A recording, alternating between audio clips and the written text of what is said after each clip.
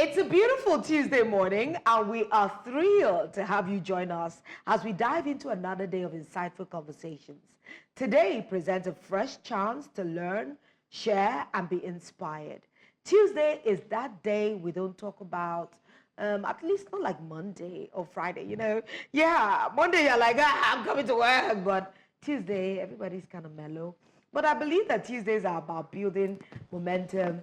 And here on Jasiri, we're committed to tackling the issues that matter most, from the voices reshaping our society to conversations challenging us.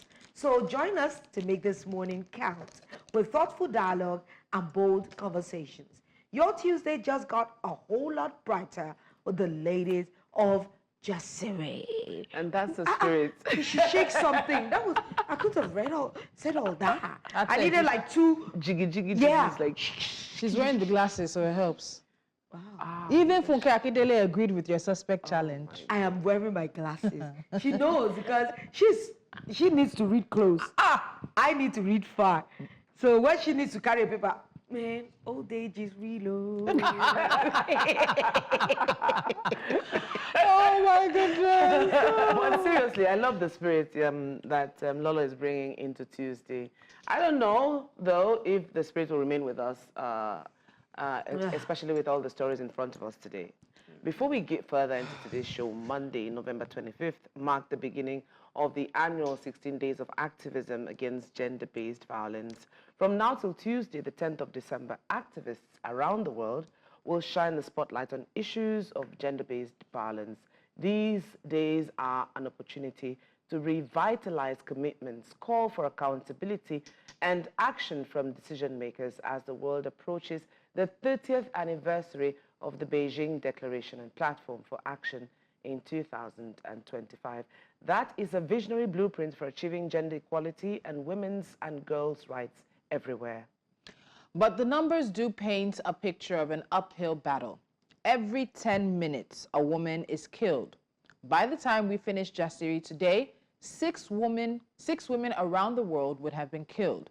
1 in 3 girls around the world experience physical and/or sexual violence at the hands of a husband, a boyfriend, an intimate partner, a lover, a parent, a relative, a colleague, a boss, or a stranger. Girls are at particular risk as 1 in 4 girls are abused by their partners.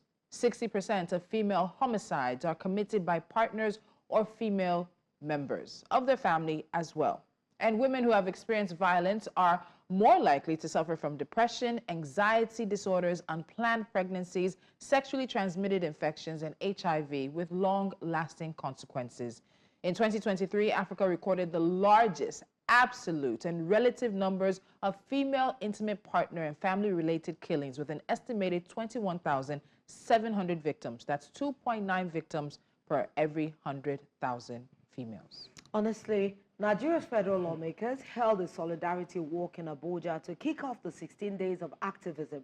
Our News Central's Emmanuel Bagudu covered the event. Here's the report. A call for accountability and decisive actions to safeguard vulnerable groups. It's a 1,000-man march led by members of the Nigeria's House of Representatives as part of solidarity with women in the country and support for the 16 days of activism against gender-based violence. The theme of this year's event is "There is no excuse for violence against women and girls."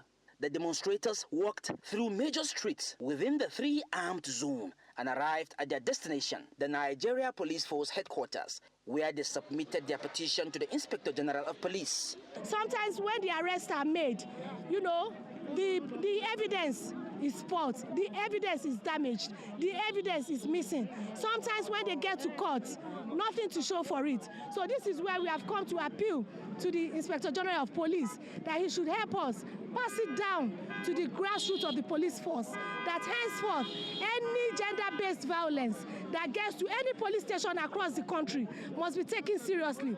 There are laws, and perpetrators that violate such laws must be brought to book. This petition is a call to action urging the Nigerian police force to take concrete steps to address this critical issue. We request that the police should increase the number of gender desks in police stations across the country to provide a safe and supportive environment for survivors of gender-based violence. We are saying no to sexual harassment. We are saying no to gender-based violence. The rape, we are saying no. The Parliament for the first time is going to be actively involved in the 16 days of activism. After today, tomorrow, there's going to be a sash demonstration in the chamber where members are going to wear an orange sash in solidarity with the women that have been abused all over Nigeria and all over the world at large. The IGP accepted the petition with a pledge to act on the issues raised by the lawmakers. The Nigerian police force has developed what we call gender-based gender policy, which integrates global framework into our policing practices. And we have remained committed to that policy till today. I want to assure you that we'll look at your petition and we will treat every point in the petition as expected. The message has been delivered and all eyes are now on the Nigerian police as Nigerians look forward to a huge improvement in the fight against gender-based violence in Nigeria. In Abuja for News Central, I am Emmanuel Bagudu. And so we had our federal lawmakers do a solidarity walk yesterday. I'm for one, it does nothing for me. Point blank. No. I'm happy they left. No, I'm not happy. I don't care. Let me say it point blank. It does nothing for me. Because if you are honest with yourself and you say you want to do solidarity and make a difference, you can make a difference. But we're not seeing that. Where are the bills? We spoke about the attempt to repeal the VAP Act, and the federal lawmaker who said he had an issue with it was talking about some of the punishments that were not strict enough. Why are you repealing rather than amending? We see too many actions by National Assembly that doesn't make me believe that they have the interests of women and girls at heart. We still, as a country, are struggling with some states not fully domesticating the Child's Right Act. As a country, we can't even get our act together to outlaw child marriage.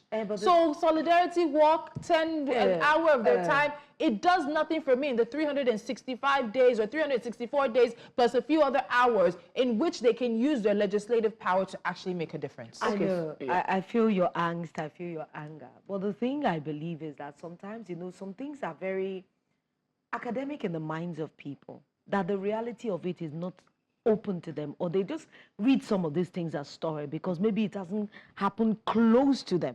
I still saw, I don't know if it's Tolu that put it up on a story, a girl who her husband poured acid on her body and she is in pain, she is suffering. Maybe these kinds of things that involve them actively. Let's even believe that this kind of work will shame them into thinking that, this one that we're really lending our physical self to this thing, maybe we need to do better to some of these things that the women are asking for. I'm thinking that probably this is the catalyst that we need.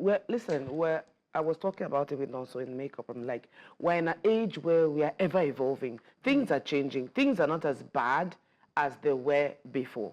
So we're in an age where, whether we like it or not, the current of the water is moving us in a direction where, whether we like it or not, we have to go.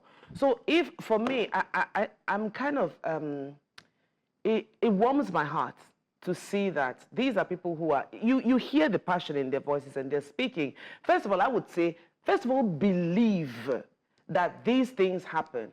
When they come to you, when gender-based violences occur, you have to recognize and accept and believe that this thing is real.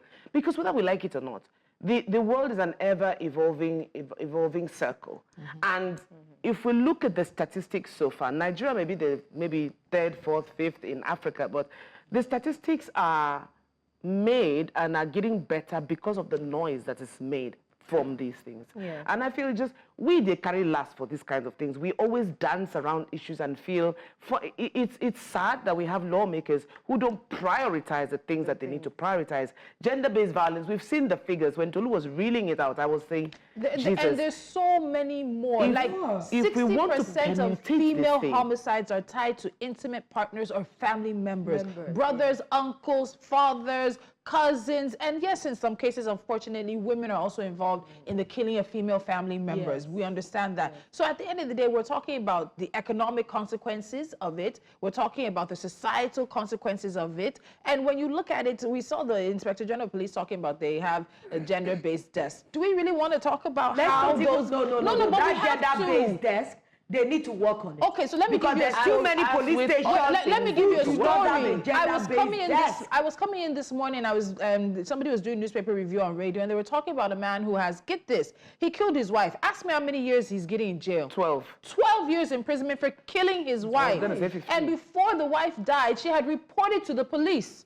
She had reported to the police that he was beating her. He beat her so badly, she fell on a glass shelf in their house and got injured. So he beat her apparently 2 days. Then this man buried her without her family knowing, and her family did not find out she was there for almost a month. There are people who have anger 12 issues. years. You'll be shocked that she went to the police of the littlest in Lagos. Yes. And the littlest thing. Then someone would say, okay, listen, she went to the police. You would have seen this. It's a pattern. Maybe when you started dating him, you didn't see it clearly. But okay, maybe they weren't married. They were just living together. But the moment it began to happen, she did report. Okay, when you reported and you see that, okay, it's not working for you. Why didn't you just take your you know, sometimes it's so easy for us to say, but there are so many things that are tied to this gender-based violence.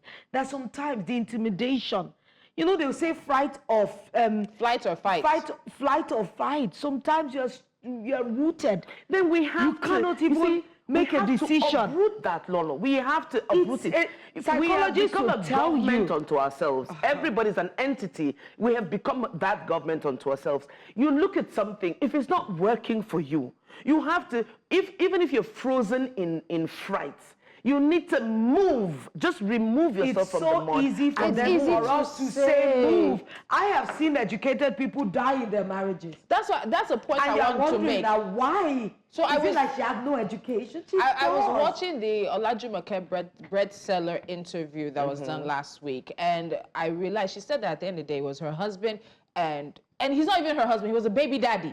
She said she made the mistake of lying to T.Y. Bello and claiming that he was her husband when he was her baby daddy. So they wanted to do everything for the family. Meanwhile, this girl will go out and do shoots when she's very popular and everything, and he'll be sitting at home. She'll meet him at home. Then he'll now be accusing her that she's following man up and down, that where is she getting the money? But she was working. This was a prime opportunity for your family. And I just related it to lottery winners who within 5 to 6 years, sometimes they're back to poverty, or they're even worse. I've watched documentaries based on that, leaning into what Tolu is saying about that. If you don't work hard, well, that's a conversation for another day, but let me put it out there. If you don't work hard for money that you earn, it just goes, you won't understand the value when you just keep spending it. The value is lost to you. If we decide that, okay, this has a ripple effect, in my opinion. If mothers and parents and society decides to do better, then women, our young girls and young women, won't be feeling that immense, overwhelming pressure to just go and hibernate with a man. You know, because you feel nowadays you're seeing people, they are hibernating together, they're cohabiting together. You are not married, he's the father of your children.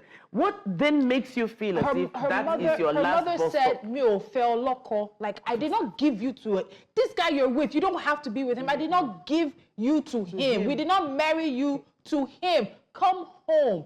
But when I was looking at her and I was thinking, everything about our society is made to keep women in that place. Of course. You know, we've had Titi Lola Viver Rhodes here. Adeni here, the head of the DSVA for Lagos State, the Domestic State Violence Agency. And you just listen to, there's a structure that keeps women. One of the stories I posted, women have to this break woman away divorced her husband. They had 4 kids. She had 2 kids and then they had 2 kids. He came into the house, shot her multiple times, point blank, stabbed their daughters, the children that he had with her, then tried to shoot her sons. The 2 boys were able to escape through a window. They were able to escape through a window, and they were able to call help. He killed one of the daughters, so she has 3 kids remaining. He stabbed his own child because it was, if I can't have you, no one else can. You see, we need to address the societal structures. We need to address men's mental health that makes them feel this ownership over women. Yesterday, I was in a set in Agoda, and I wanted to buy Akara. And of course, I saw a convergence of women, young girls particularly. And you know, by the time we had discussions, you trust me, I'll just be normal and discuss. And we said to them, the woman selling Akara, you know, by the time everybody starts to say it, I said, we are part of the reason why African men have become who they are. Because a lot of women allowed their bad behavior over the years. We pamper them into inadequacy. When because you would have a husband, society is threatening you. Yes, threatening you. There are no men. Have you not heard that thing? There are no men. The civic is There are no men outside. Yes, there are no men this is your place. And our mothers lived that way. They were enslaved to their husbands. They had no livelihood of their own, and they had no say. Because when your economic power is taken away from you, that is a bondage on its own. Because whether you like it or not, this is where you get your bread and butter from. So that's what kept our mothers in that space. We must do everything to continue to advocate for our children to take better decisions. In fact, when I saw the teenagers there, I said, you can do more with your life than just being married, having children. I even tell people, do you know that having children is a lot of responsibility? But people feel and many people don't know that they cannot take pressure. That. They can't handle. No, it's pressure. It's societal. The responsibilities. Then don't have children. You have one child. Even in Nigeria of today, you have one child. They're pressuring you. It doesn't occur to family that I may just have wanted to have one child. Why do you think I must have, and you're convincing me as to why I must have another child? Do you know how many women almost died giving birth to that one child? We spoke about it one day, one story, the woman who says she had pregnancy trauma. Yes. And she literally is at a point where she's so afraid to get pregnant again. And then don't also forget that pregnancy as well, it's one of the things I put up there, pregnancy as well is often used even as not a punishment, it's used as bondage. In some abusive relationships, they continue to get these women pregnant so that they cannot leave. You don't let her work, she's not educated, she's pregnant year in and year out, and then it's a situation of who's going to want you. You can't leave. Your family will tell you what to decide. You decide if you want to get pregnant or not. It's not the man. The man can be firing all he wants. You can fire 24/7. It's the woman who knows. If you want to get pregnant, you know. Number one. And number two, if you don't want, I think I interacted with some woman in this course of my life, and she was saying, that she went to get family planning, and the man was just saying, I don't know, why are we not getting pregnant again? She said, she does not know that maybe God is not just doing it. She's even lucky she got it. Some places that do family planning will tell you that the man needs to come and consent. Some would even say you need the consent of your husband. The husband must come for them to consent to give you family planning. Is it just that? How about the abortion laws that allow children that are raped not to have the option to abort the child? These are and they are forced to give birth to their rapist child. Sometimes it's a family member. Or a family member or father. I want us to look at the statistics again. Yes, and then a country like South Africa, which has, of course, had a long conversation around the issue of sexual and gender-based violence, has actually been making some headway, even though it may not feel like it. If we can get the stats from the WHO, the United Nations up, and look at that, every 10 minutes, a woman is killed. 1 in 3 girls and women around the world experience physical and/or sexual violence at the hands of a husband, a boyfriend, an intimate partner, things like that. We also have that women who have experienced violence are more likely to suffer from depression, anxiety disorder, unplanned pregnancies, and sexually transmitted infections and HIV. Girls are at particular risk. 1 in 4 girls are abused by their partners. All these high school, secondary school relationships that we're seeing, it is not of just the beauty of first love. 60% of female homicides are committed by partners or family members. That was an error there, I beg your pardon. In 2023, around 51,100 women and girls worldwide were killed by their intimate partners or other family members. That's an average of 140 girls or women killed every day by someone in their family. No, you see, it's the last fact that just, when Tolu first read it out, when it says last year, Africa recorded the largest absolute and relative numbers of female and intimate partner and family-related killings. Get this, an estimated 21,700 victims, which equals to 2.9 victims per every 100,000. And this is what we could record. And the numbers are larger. So I mentioned South Africa earlier, and I think it's important. South Africa has seen a significant reduction in femicide cases, and this is linked to strong laws and policies aimed at preventing gender-based violence, strict firearms control, and then they have a firearms policy, and fostering of spaces for women's rights and community groups to share knowledge and shape policy. We need to change the structure around our society. We talked about bride price earlier. Some of these are linked to, again, I'll say, to the idea that men can own women.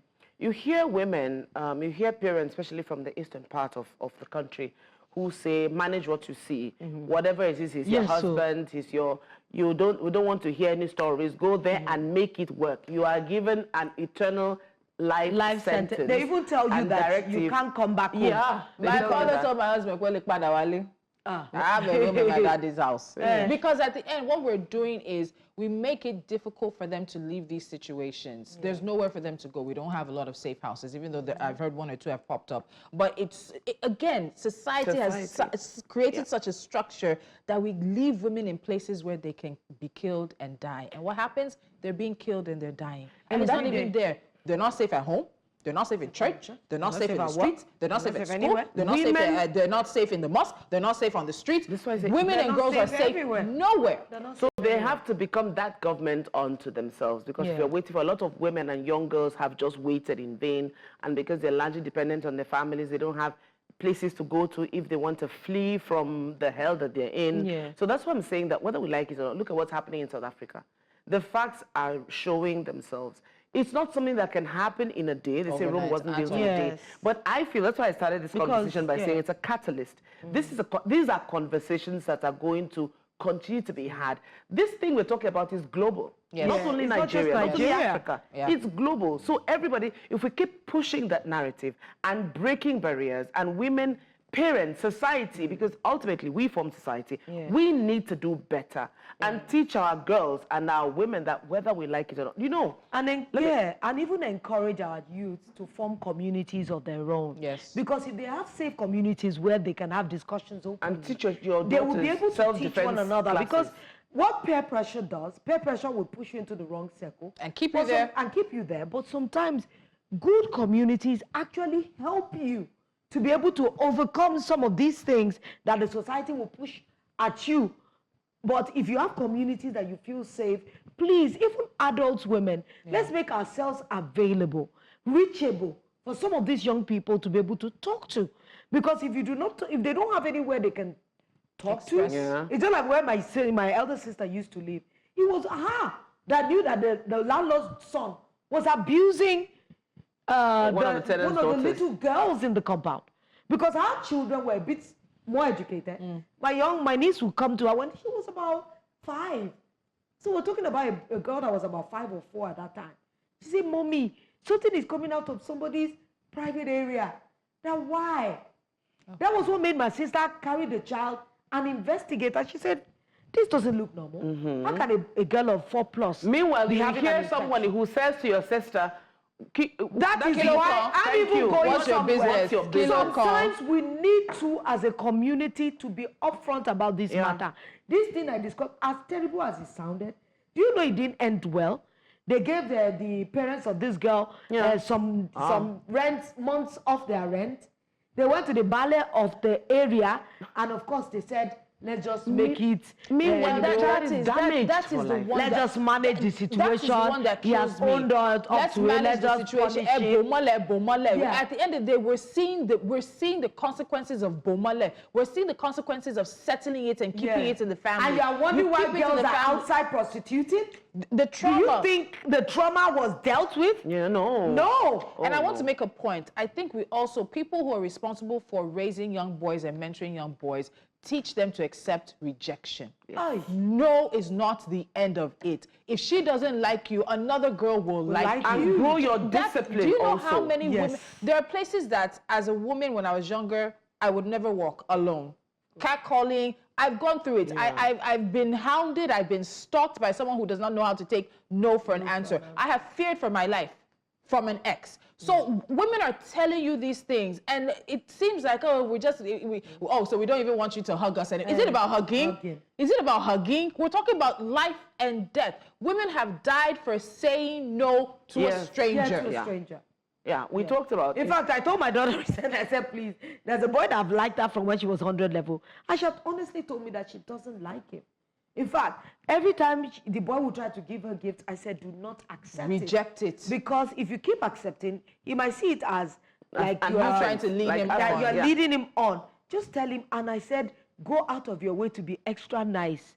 So that, because a lot of young men do not know how to take no for an answer, truly. But unfortunately, on the other flip side, they also think that women's niceness is an avenue or an For open them. door. So we want to teach our girls in a way to be, that they should be able to say, you know, I don't like you, get out, you know. Yes. That angers them. Yes. You say, no, I don't like you nicely. They continue to stalk you and they continue to press. There's a large conversation we need to have. But unfortunately, time is not with us. We've taken a lot more time than we expected, but this is a conversation we need to continue. And let's be honest, we need more than a solidarity walk to truly be active in fighting gender-based violence in Nigeria. We cannot forget Christiana Idowu, Ogechukwu Okafor, Flamata Asima, Oke Watan, Augusta Osedion, Justina Nkang, Inobong Omeren, Osinachi Nwachukwu, Damilola Abigail, Vera Omozuwa, and many, many more women and girls whose lives were cut short because of femicide and gender-based violence. We'll be opening our phone lines today, so you can also join the conversation. And when we come back, we talk school feeding, civil servants in Ebonyi State, and baby feed. See, that baby story, you have to stick around. You need the details after this.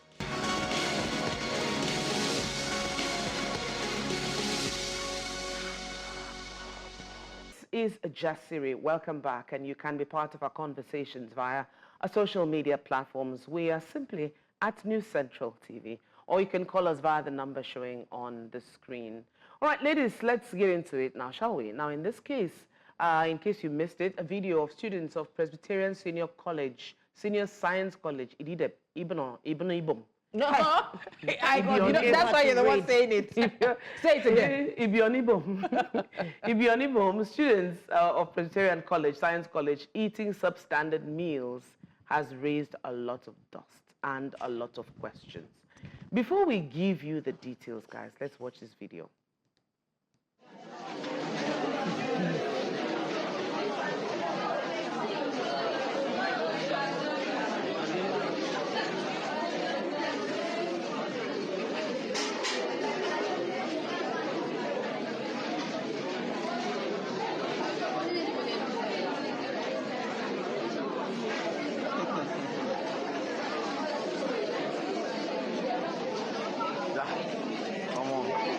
This is heartbreaking.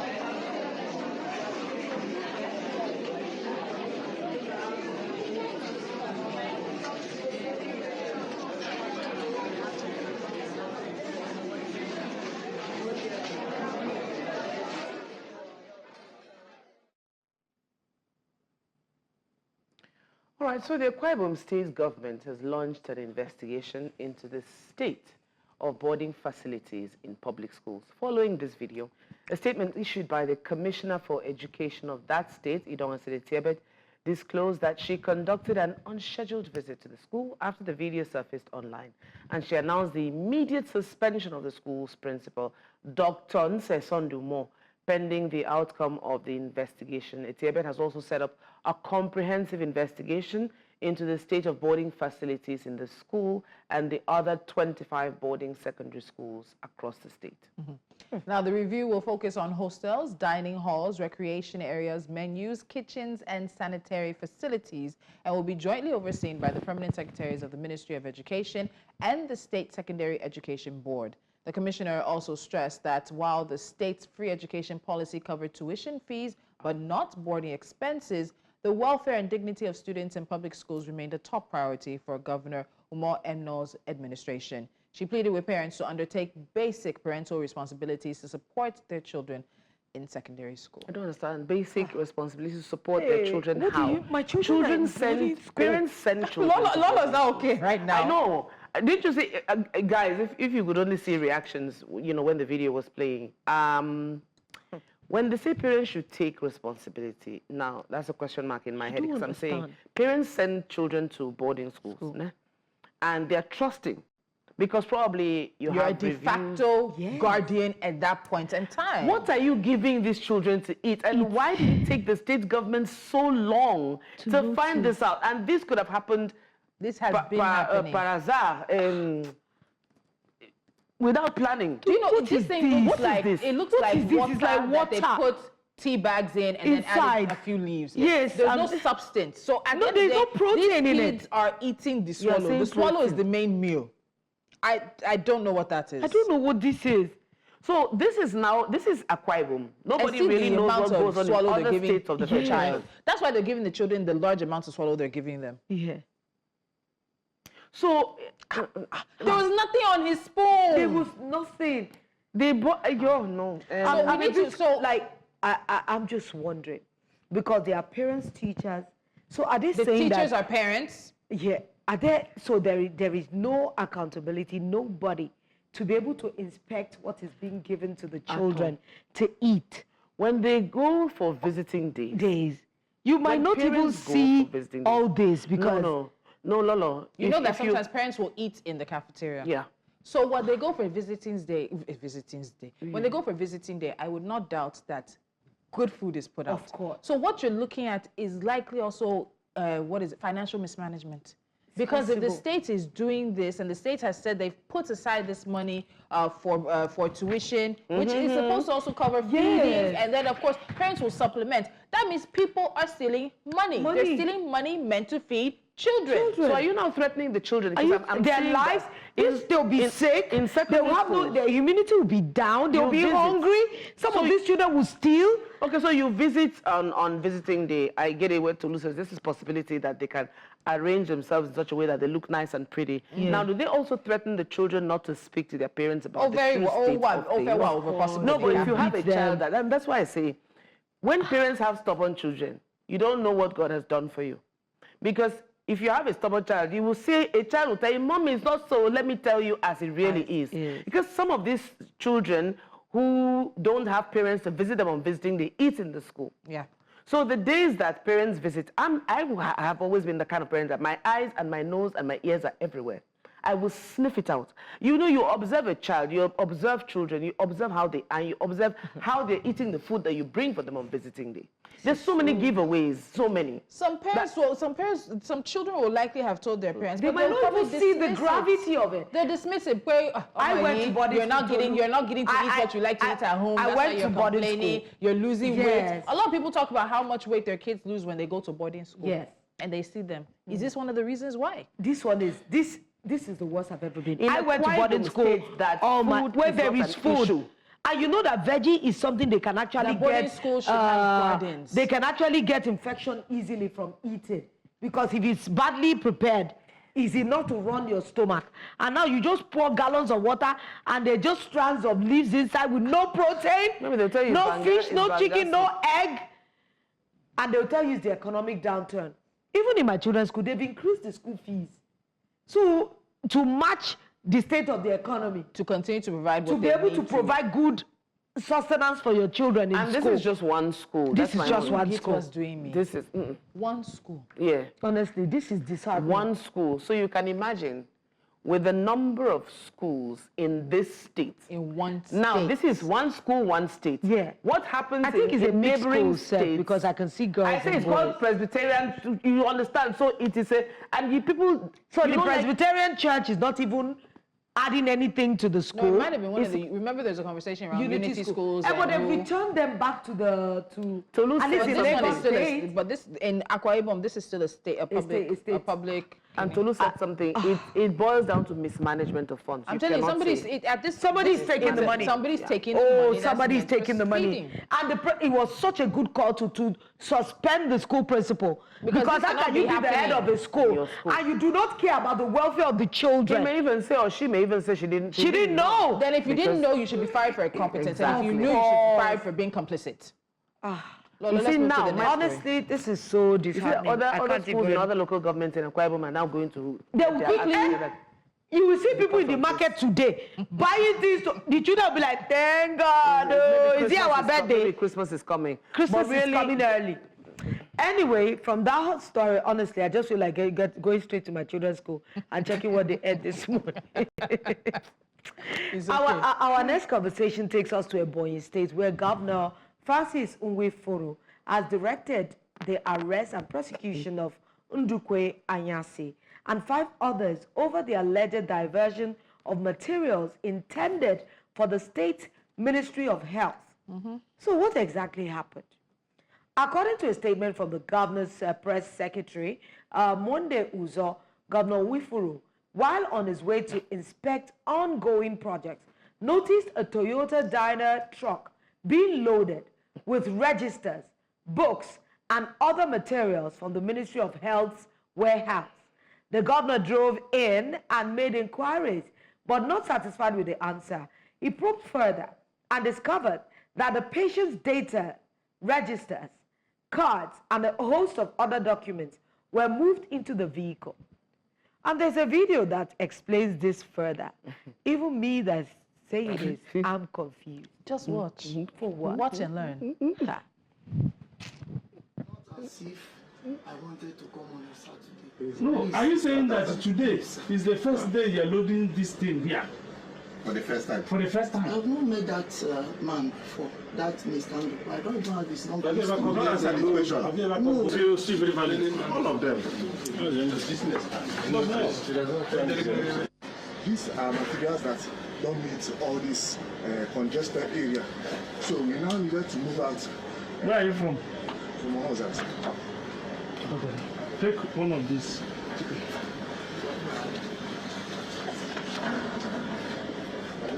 Look at it, what is there?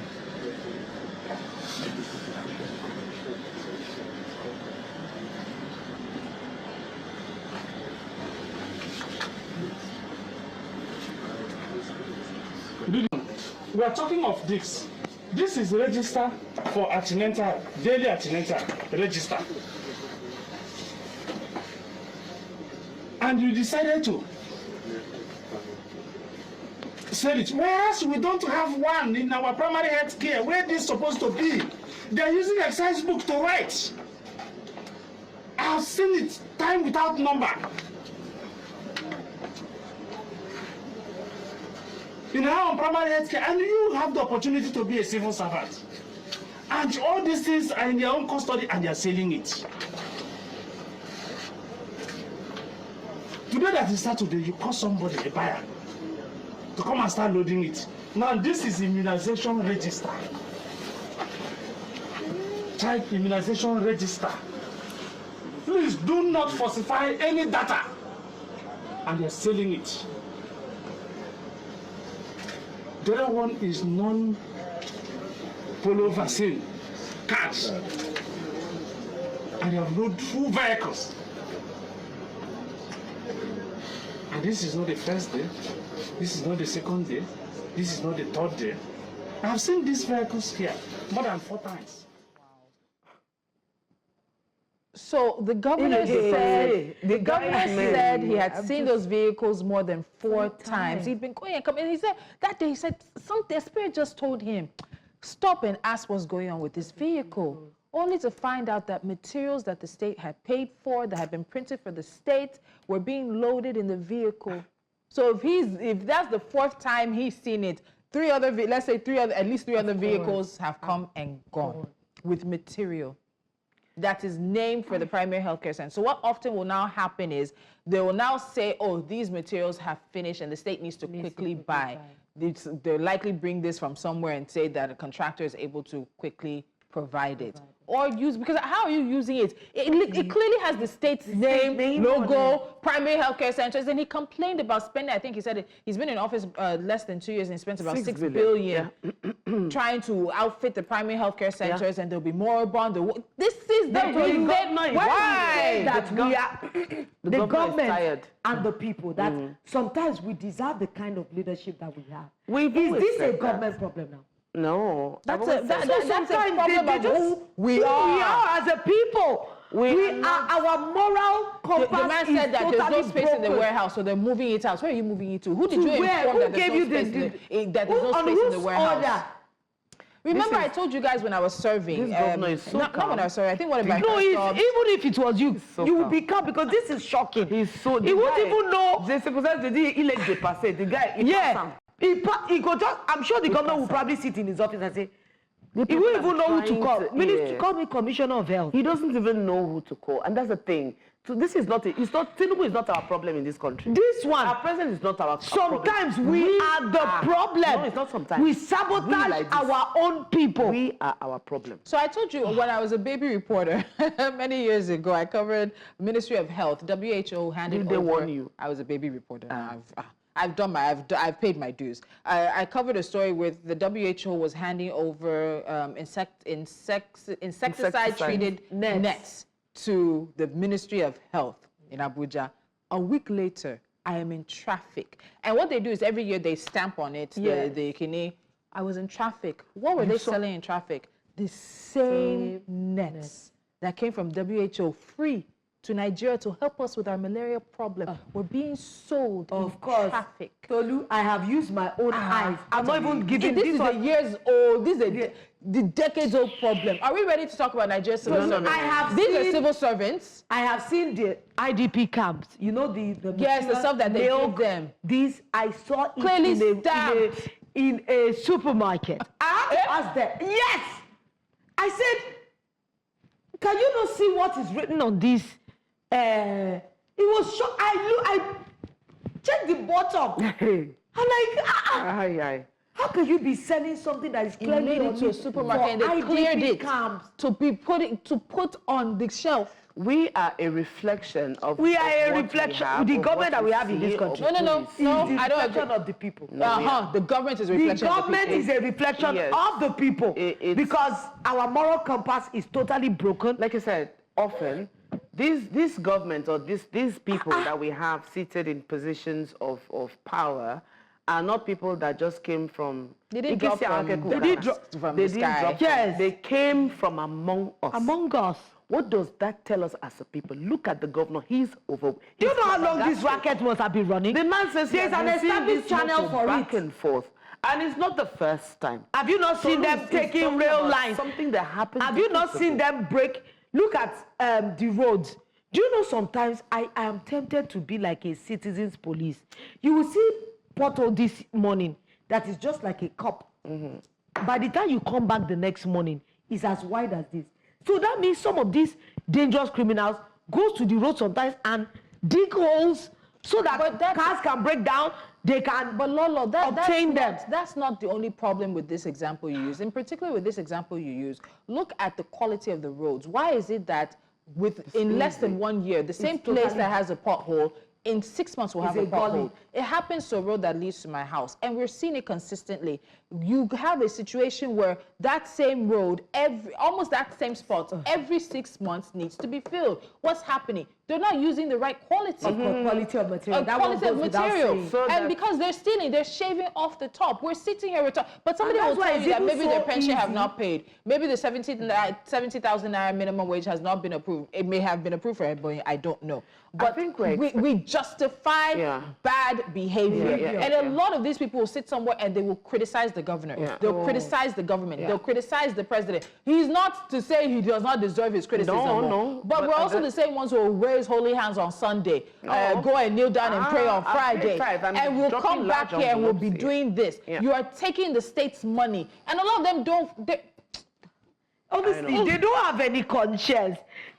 There's some people called turning boys over there. You know where the government have clearly put embankment, as in they will break it so that they can access and take money from Nigerians that have no sense. This is clearly not a turning point, but because you want to circumvent, you're not you paying pay them I saw them to pass in around that illegal near that VGC under the bridge. You pay them to pass illegally. When you know that these boys are destroying what the government is doing to be able to get people to access. Let me share one example with you. You know when you're on Ikorodu Road and some places of Lagos, they try to put up this wire mesh. So I have somebody who was involved in it. And we oftentimes do not understand the full cost of illiteracy and lack of education, and even citizens being willing to be partners with government. So they've paid millions. The state government has paid millions to put that mesh up. Nigerians have got to remove it. Then you pay millions again to put it back. And that's why the government will say, okay, this is what we're doing, but the people that if we can be educated, people can be educated. We are running around in circles. We're turning on our own. And we're doing ourselves. Even we as Nigerians lack a moral standing sometimes to ask the government for anything. To point fingers. Don't you know when they used to steal polio vaccines? Director allows. When they used to health centers, you will go. The government, all those things, all these aids, you get. see them in... You will see all these people, they will steal it aside, and those things that you are supposed to access for free, you will pay. Anyways, so please... Is it me? Lead us in prayer. I can't lead This last story, I don't even understand. I can't, at this point, I can't tell you because I'm still struggling to wrap my head around it as well. But what we know is that social media medical influencer, Aproko Doctor, has called for the attention and action of NAFDAC after seeing a post on X. Apparently, there is a PAP, whatever you want to call it, being sold via social media that is touted as a baby weight gain product. Another ex-user at the Jazz posted about it, and this has led to a firestorm of concern.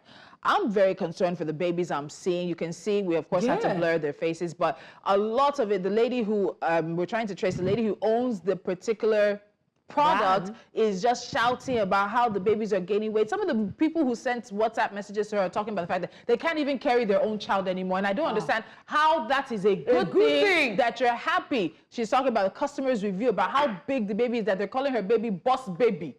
And that they're very happy that this is their review in 4 months. She's doing wonders. People, they gather her, they call her boss baby. Madam, what are you feeding her with? It choke by baby and a celebrity everywhere we day. Hey. Is it? Catherine, please read the rest.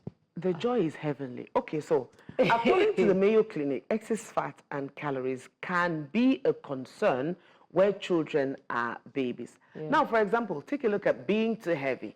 Being too heavy, even as an adult, we know what it does to us. So for a child, a baby, you can imagine how that can delay crawling and walking, which are essential parts of a baby's physical and mental development. Now, while a large baby may not become an overweight child, a child who is obese often remains obese as an adult. Yes, read that again. Mayo also says that childhood obesity is a serious medical condition. It affects children, it affects adolescents. It's particularly troublesome because the extra pounds often starts children on a path to health problems that were once considered adult problems, diabetes, there's high blood pressure, and there's high cholesterol. Childhood obesity can also lead to poor self-esteem and depression, which will now translate into the young children that we're seeing on a daily basis. Angry boys, angry girls, people who are obsessed with how they look. Hormonally imbalanced. The whole talk of BBLs will now be on everybody's time.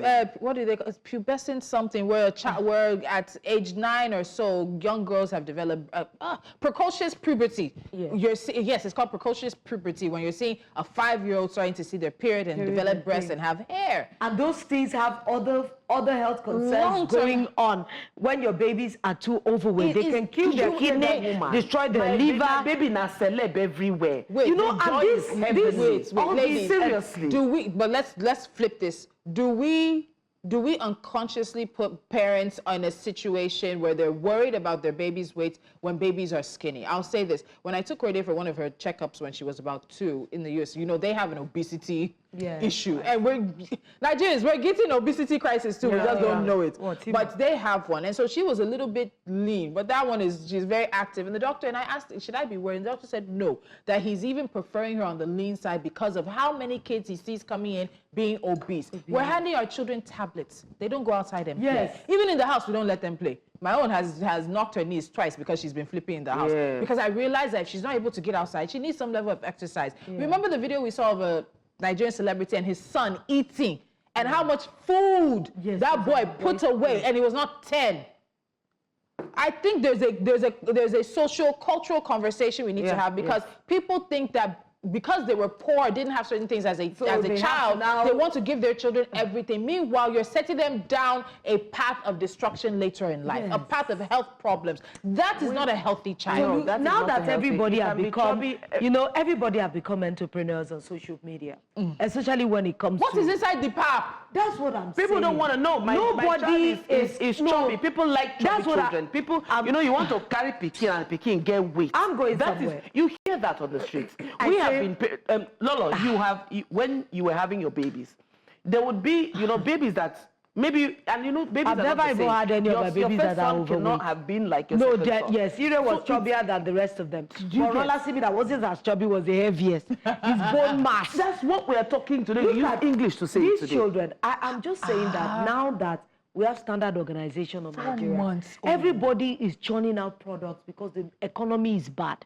So everybody is trying to do mixologists. They are turning themselves to science students. They will mix this and mix that and mix this and mix that. And they'll tell you that, oh, this is what it does. Nobody is standardizing some of the products that we're rolling out into the market every day. Everybody makes bogus claim on Instagram, on social media, that this does this cures that.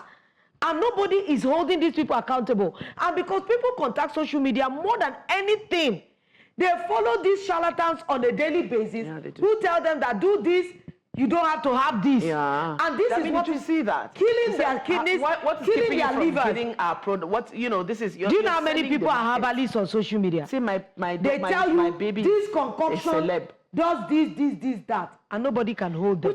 Which is fine. Sell your market. Walk the streets of Instagram. It's like going to a market. It's not because you see everything that you buy everything. But you know that the power of advertising. What are you telling me? There are so many people that will sell some things and they will show you reviews and testimonies, and you'll be like, but nature is true. Maybe if I mix this and that. And they forget that some things don't work together. My son was the, do you know how many years? Heaviest. But because he was on breast milk, everywhere I would, because I was quite slim, so they would say, oh, your son is very chubby. And you know, for me, then I didn't say, oh, chubby is a good thing. In my mind, I'm like, I hope he's not overweight. In 6 weeks, you know, you go for 6 weeks. Yeah. He was 6 kg. So the doctor said, oh my God, what are you feeding him with his breast milk? But in my mind, I was worried, is he overweight? Is he? And that was me then. Thinking, I'm not looking at, oh my God, oh, he's round. No. You first look at the health of the child. And I always tell people, listen, you don't have to be a doctor to know these things. You can teach yourself. And I think I'm back to NAFDAC again. Last week was about alcohol and bad food and expired food. NAFDAC has got to do more. The attention of NAFDAC has been called to this. We're going to reach out to NAFDAC and see if they have an update for us on this. They need to trace this woman. What is inside this baby weight pap gain? Do you know that babies actually lose weight when they're born and then gain the weight back? There's a lot, and it feels like we're not educating parents enough, but NAFDAC has a lot of work to do. Standards Organization of Nigeria, where are you? FCCPC, where are you? We cannot stand by and watch people make decisions for their children and themselves that will hurt them. What did they say? Baby, that she's what? Baby boss baby. Boss baby. How is that boss baby? Where your baby is like a chunk of... It's boss baby. Anyway, honestly... They will open a Instagram page for her and call it boss baby. They play. Let's be looking. Honestly, today is a lot. We have taken mirrors, so many stories that really, really show who we are as a people. Funny enough, today has amplified who we are as a people, and it's not even government-oriented. So we as a people, we as individuals, we have a lot to do on our own individually. Before we start pointing one finger at the government, remember that the 4 other fingers are pointing back at you. That is all we can take on the show today. It's been a very engaging show. We apologize to those that cannot reach us on the show today, but please engage with us on social media. We'll see you again tomorrow, WAT, from all of us on the table. Bye-bye.